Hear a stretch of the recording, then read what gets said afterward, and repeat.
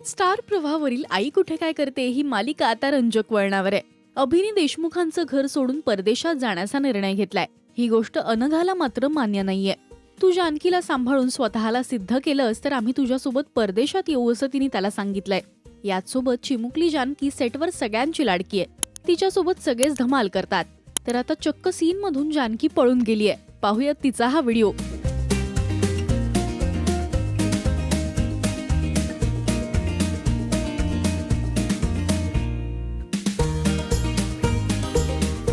तुम्हाला जानकीची ही सेटवरची धमाल कशी वाटली हे आम्हाला कमेंट्स मधून नक्की सांगा.